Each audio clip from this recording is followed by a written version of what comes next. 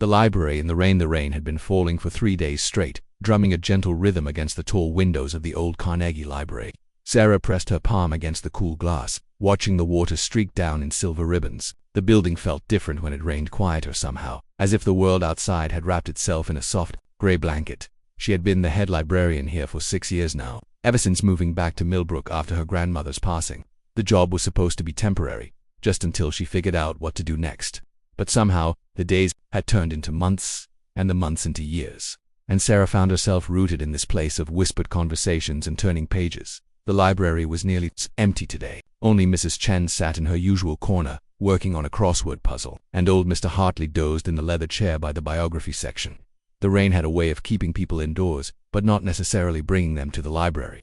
Most preferred the warmth of their own homes to the echoing halls of this grand old building. Sarah walked slowly between the stacks, her footsteps muffled by the worn carpet. She loved this time of day, when the afternoon light filtered through the rain-streaked windows, casting everything in a soft, dreamlike glow. The books seemed to breathe around her, their spines creating a rainbow of stories waiting to be discovered. She paused at the children's section, straightening a few picture books that had been left askew. A small leather-bound volume caught her eye, one she didn't remember seeing before.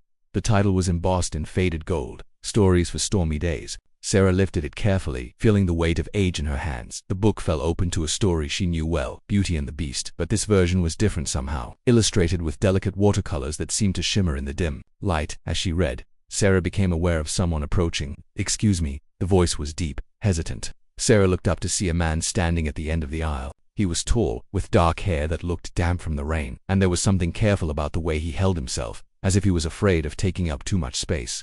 "Can I help you find something?" Sarah asked, closing the book gently. "Looking for ... double quotes." He paused, glancing around the empty section. "This might sound strange, but I'm looking for stories, old ones, the kind people used to tell around fires when the world felt too big and dark."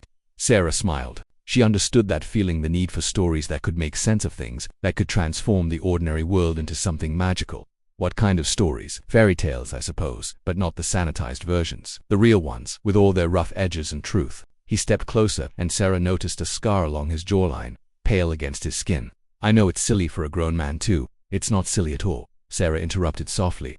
"Stories don't stop being important just because we get older. Sometimes, we need them more." Something shifted in his expression, a wariness giving way to cautious hope. "I'm David, by the way. David Morrison. I just moved to town, Sarah." She held up the book she'd been reading. "Actually, I think I might have exactly what you're looking for." She led him to a quiet corner near the windows where 2 comfortable chairs faced each other across a small table.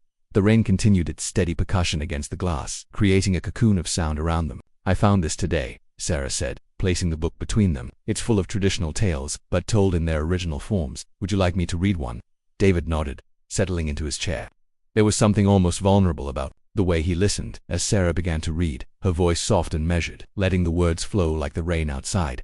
The story she chose was indeed Beauty and the Beast, but this version spoke of loneliness and fear, of learning to see past surfaces to the truth beneath. As she read, Sarah found herself glancing up at David, noting how his tension gradually eased, how his eyes grew distant with memory or imagination. When she finished, they sat in comfortable silence for a moment, listening to the rain. "Thank you," David said quietly. "I haven't. It's been a long time since anyone read to me. Would you like to hear another?" He nodded, and Sarah turned the pages until she found a story about a princess who saved herself, who learned that her own voice was the most powerful magic of all. As she read, the afternoon light grew softer, the rain gentler, and the space between them seemed to shrink. "I was in an accident," David said suddenly, after she'd finished the second tale a year ago. "I was ... different before. More confident, I suppose. Since then, I feel like I'm walking through the world wearing a mask, never quite fitting anywhere." Sarah set the book down carefully. "Sometimes we need to lose ourselves to find ourselves," she said. "Like the beast in the story, he couldn't become who he was meant to be until he learned to be vulnerable." David looked at her then, really looked, and Sarah felt something warm unfold in her chest. "You know, I was supposed to be looking for a job today. That's why I came to town. But I got caught in the rain and ended up here instead." "Maybe that's exactly where you were supposed to end up," Sarah said. "We're actually looking for someone to help with our evening programs. Storytelling hours for different age groups. It doesn't pay much, but I'd like that," David said, and his smile transformed his entire face. "I'd like that very much." Outside, the rain began to lighten, but neither of them moved to leave. Instead, Sarah opened the book again, and David leaned forward to look at the illustrations. Their shoulders almost touched, and Sarah felt the beginning of something she hadn't expected, a story of her own. just starting to unfold. "What's this one about?"